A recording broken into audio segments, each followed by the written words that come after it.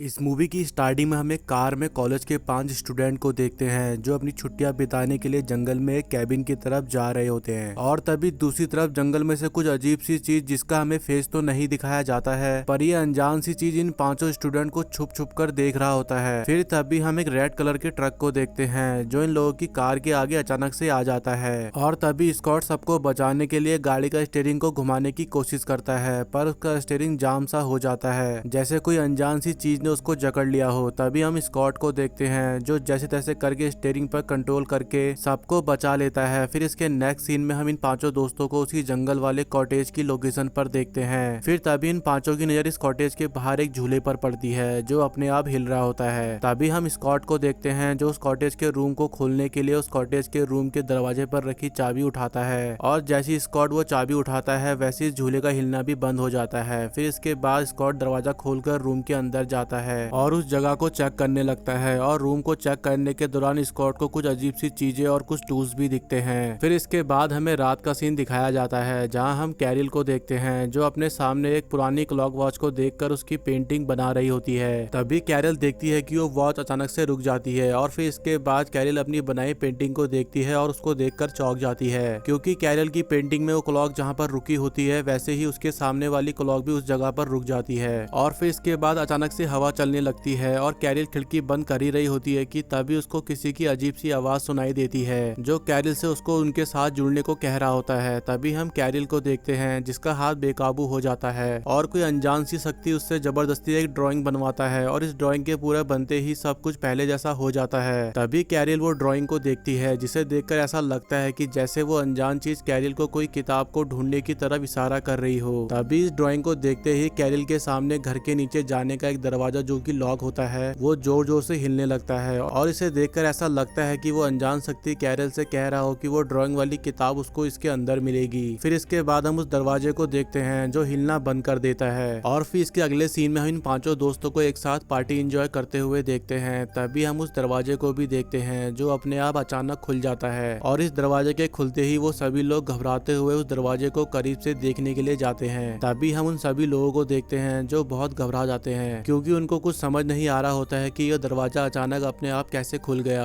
तभी कैरल सभी से कहती है मुझे लगता है शायद नीचे कोई जानवर है, इसलिए तुम अब इसे दरवाजे को बंद कर दो। तभी हम स्कॉट को देखते हैं जो कैरल की बात सुनकर हंसने लगता है और सभी से कहता है तुम सब घबराओ मत, मैं नीचे जाकर देख के आता हूँ। और इतना कहते ही स्कॉट टॉर्च लेकर नीचे चला जाता है। तभी हम सभी लोगों को देखते हैं जो स्कॉट का इंतजार करने लगते हैं, लेकिन ऐसे देखते देखते काफी देर हो जाती है। तभी विलियम स्कॉट को आवाज लगाता है लेकिन स्कॉट का कोई जवाब नहीं आता है, और ये सब देखकर सब लोग घबरा जाते हैं। तभी विलियम्स लिंडा से लालटेन लाने को कहता है। तभी लिंडा लालटेन लेकर विलियम्स को देती है, और फिर इसके बाद विलियम स्कॉट को ढूंढने के लिए उस अजीब से रूम में घबराते हुए आगे बढ़ता है। तभी विलियम्स की नजर एक दरवाजे पर पड़ती है और वो उसको घबराते हुए खोलता है और उसके अंदर चला जाता है। लेकिन जब विलियम्स रूम के अंदर जाता है तो स्कॉट अंधेरे का फायदा उठाकर विलियम्स को डरा देता है और उससे कहता है मुझे यहाँ कुछ मिला है। फिर इसके बाद स्कॉट विलियम्स को उस रूम में रखी कुछ अजीब सी चीजें दिखाता है जिसमें इन दोनों को एक छड़ी, एक पुराना टेप रिकॉर्डर और एक बुक मिलती है, और इस बुक में विलियम कुछ अजीब सी भाषा जैसे मंत्र टाइप और कुछ शैतान की ड्राइंग देखने लगता है। तभी हम इस बुक के बीच में वही ड्राइंग भी देखते हैं जो कैरल से उस अनजान शक्ति ने बनवाई थी। फिर इसके बाद स्कॉट वो टेप रिकॉर्डर लेकर विलियम को बाकी सामान लेकर ऊपर आने को कहता है। फिर इसके बाद हम उन पांचों दोस्तों को नीचे के रूम से लाए हुए सामान के साथ बैठा हुआ देखते हैं। तभी हम विलियम्स को देखते हैं जो उस रूम के लाए हुए टेप रिकॉर्डर को ऑन करता है, और इस टेप रिकॉर्डर के प्ले होते ही हमें एक मरे हुए आदमी की रिकॉर्ड आवाज सुनाई देती है जो अपने बारे में बताता है कई साल पहले मैंने अपनी बीबी और अपने कॉलेज के ग्रुप के साथ कैंडन नाम के इन खंडरों में खुदाई की थी, और इन खंडरों की खुदाई के दौरान हमें एक दिन एक किताब मिली जो कि इंसानों की खाल से बधी थी, और इस किताब के हर एक पन्ने के दृश्य इंसानों के खून से बनाए गए थे, और साथ ही इस किताब में शैतानों को उनके लोक से धरती में लाकर कैसे दोबारा जिंदा किया जाएगा इसके बारे में भी लिखा था। और इस किताब के पहले कुछ पन्ने ये चेतावनी देते हैं कि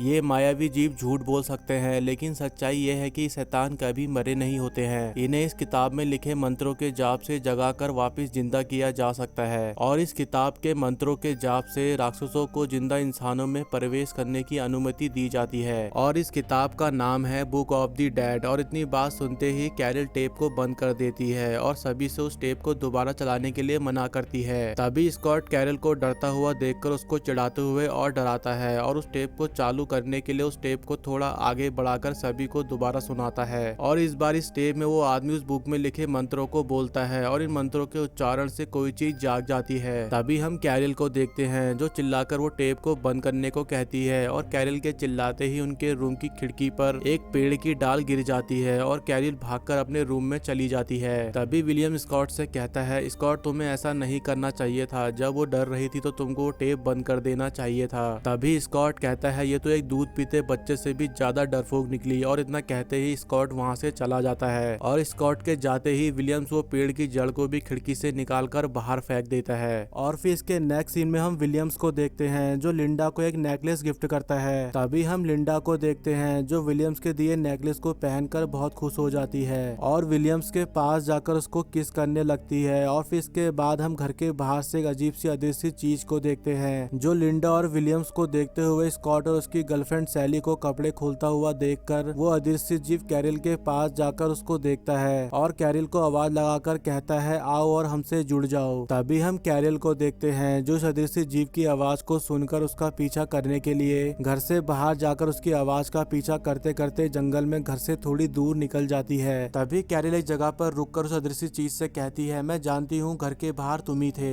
मैंने तुम्हारे बारे में सुन लिया है, मैंने तुम्हारी आवाज गोदाम में सुनी थी, इसलिए तुम जो कोई भी हो मेरे सामने आओ। और फिर कैरल के इतना कहते ही कैरल को अपने आसपास कुछ अजीब सी आवाजें और धुआं उठता हुआ दिखता है। और फिर इसके बाद हम पेड़ों की कुछ जड़ों को देखते हैं जो कैरल की तरफ बढ़कर उसके पैरों और उसके हाथों को जकड़कर उसके आधे कपड़े फाड़कर उसको नीचे लेटा देता है और कैरल के साथ जबरदस्ती करने के लिए अपनी जड़ों की मदद से कैरल के साथ इंटीमेट होने लगता है। तभी हम कैरल को देखते हैं जिसको इस सबसे बहुत दर्द हो रहा होता है। तभी वो पेड़ दानव कैरल से फिर कहता है, हमसे जुड़ जाओ। लेकिन कैरल इस पेड़ दानव से बचने के लिए जैसे तैसे कोशिश करके उसकी जड़ों को तोड़कर जंगल से घर की तरफ भागती है और कैरल को भागता हुआ देखकर वो पेड़ दानव उसका पीछा करने लगता है। लेकिन कैरल उस जीप से बहुत आगे होती है, इसलिए वो घर के दरवाजे तक पहुंचकर चिल्ला कर अपने दोस्तों को दरवाजा खोलने के लिए आवाज लगाती है, पर रूम के अंदर से कैरल को कोई भी रिस्पॉन्स नहीं आता है। और फिर तभी दूसरी तरफ वो जीप भी घर के पास पहुंचकर कैरल को पकड़ने ही वाला होता है कि तभी अचानक विलियम दरवाजा खोलकर कैरल को रूम के अंदर ले जाकर दरवाजा बंद कर देता है और दरवाजा बंद होते ही वो पेड़ दानव भी वहाँ से चला जाता है। फिर इसके बाद हम सभी लोगों को देखते हैं जो कैरल की हालत देखकर घबरा जाते हैं और कैरल से पूछते हैं, तुम्हारी ये हालत किसने की? तभी कैरल कहती है, वो जिंदा पेड़ था जिसने मेरी इज्जत लूट ली। और कैरल की ये बात सुनकर किसी को भी उसकी बात पर यकीन नहीं होता है। तभी लिंडा उसको रूम में आराम करने को कहती है, लेकिन कैरल लिंडा से कहती है, मुझे रूम में आराम नहीं करना है, मैं बस यहाँ से जाना चाहती हूँ, इसलिए तुम मुझे शहर छोड़ दो।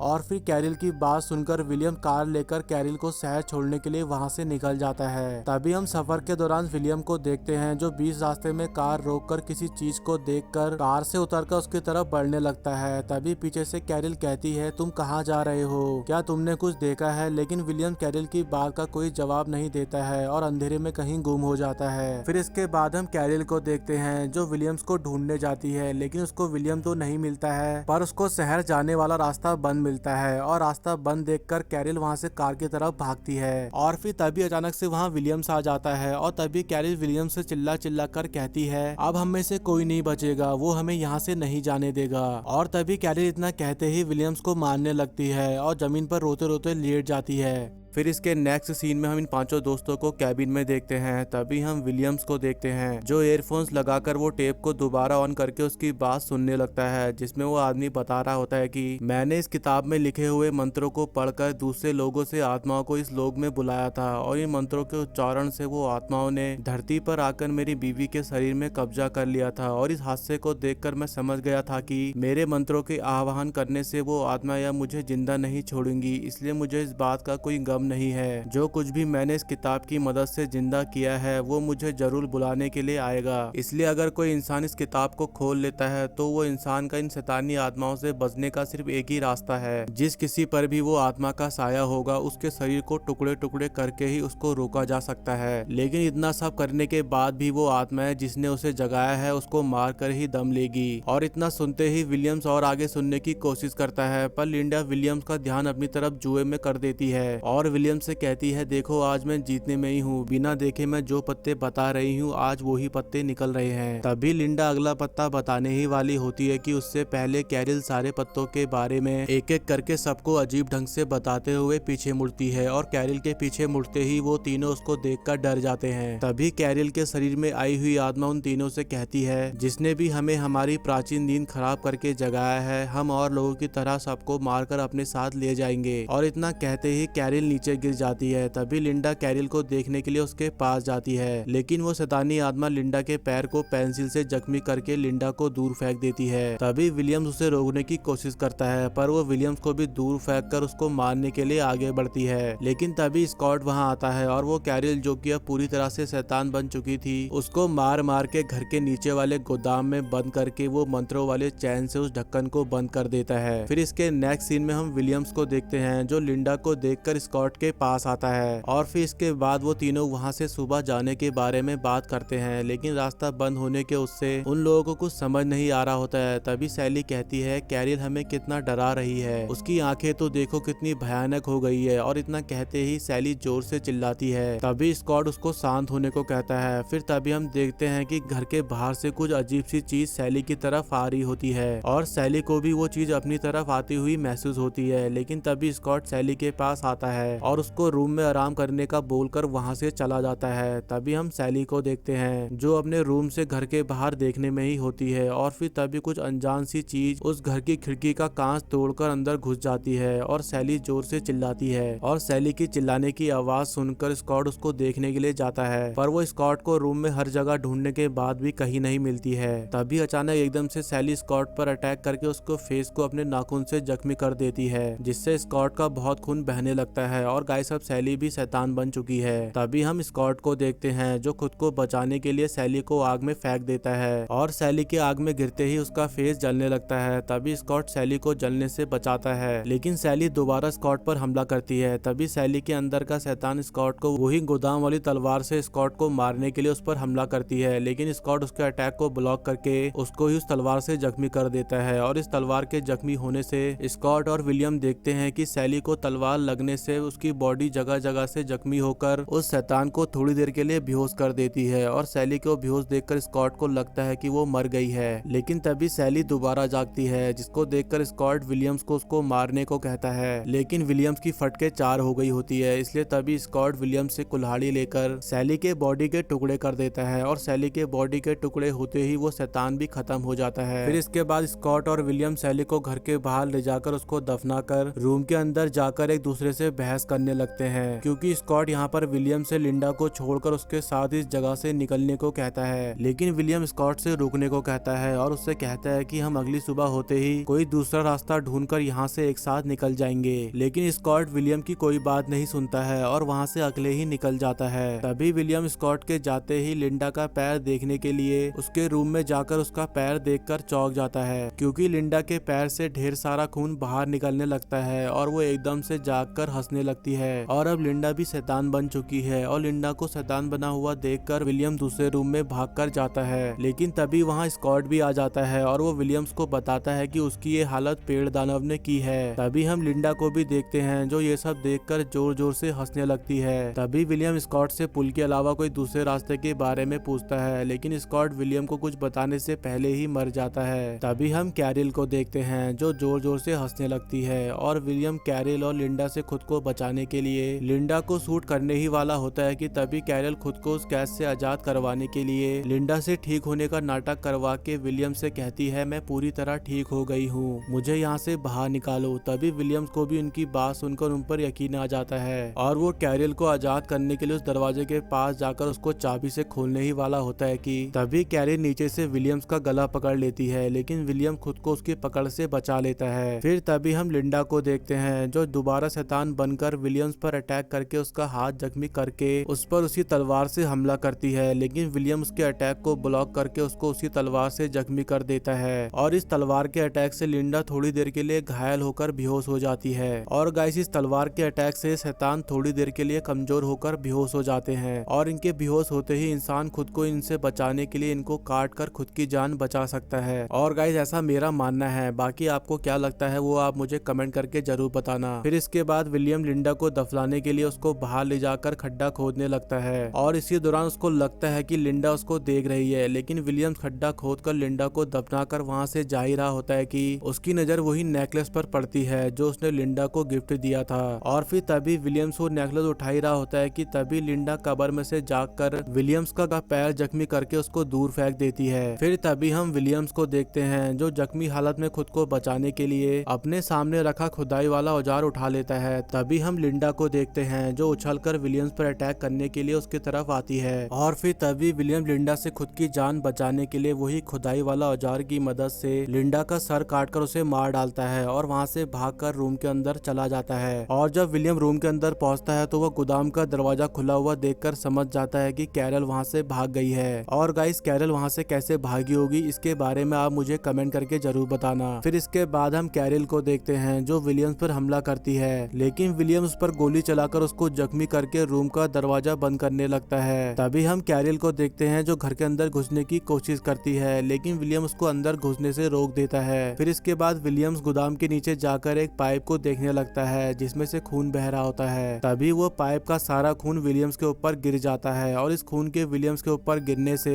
एक वीडियो प्रोजेक्टर चालू हो जाता है और इस प्रोजेक्टर के रोशनी के सामने विलियम्स खड़ा हो जाता है। और फिर तभी विलियम ये सब देखकर घबरा जाता है और अपनी गन में गोलियां भरने लगता है, लेकिन तभी विलियम्स देखता है कि वो सारी चीजें एक एक करके फट जाती है और इन सब चीज के फटते ही विलियम्स ऊपर रूम में जाता है और कैरल से खुद को बचाने के लिए दरवाजे पर पहरा देने लगता है। और फिर तभी हम देखते हैं कि दरवाजे से कैरल के हाथ बाहर निकलते हैं जो विलियम्स का गला दबोचकर उसको जान से मारने लगती है, लेकिन तभी विलियम्स खुद को बचाकर कैरल के सर में एक गोली मारकर एक टेबल को खिसकाकर रूम के दरवाजे के पास रख देता है। और फिर तभी हम देखते हैं कि स्कॉट की बॉडी अचानक से जागकर विलियम्स पर अटैक कर देती है और फिर इसके बाद विलियम्स और स्कॉट के बीच में फाइट होने लगती है जिसमें विलियम जख्मी होकर नीचे गिर जाता है। और फिर तभी वहाँ कैरल भी आ जाती है जो विलियम्स को मारने के लिए खींचने लगती है, लेकिन तभी विलियम्स की नजर वो शैतानों के मंत्रों वाली किताब पर पड़ती है। तभी विलियम्स उस किताब को पकड़ने के लिए लिंडा को अपने दिए गिफ्ट वाले पेंडेंट की मदद से उस किताब को अपने पास खींचकर उसे आग में फेंक कर जला देता है और इस किताब के जलते ही स्कॉट और कैरल की बॉडी सड़कर गलने लगती है। और फिर इसके बाद इन दोनों की बॉडी से कुछ भयंकर टाइप के हाथ बाहर निकलते हैं जिससे इन दोनों की बॉडी पूरी तरह से तबाह हो जाती है। फिर तभी हम विलियम्स को देखते हैं जो इन दोनों के मरने के बाद चैन की सांस लेता है। फिर इसके बाद हमें अगली सुबह का सीन दिखाया जाता है जहां हम विलियम्स को देखते हैं जो लड़खड़ाते हुए वहां से जा रहा होता है, लेकिन तभी अचानक घर के पिछले दरवाजे से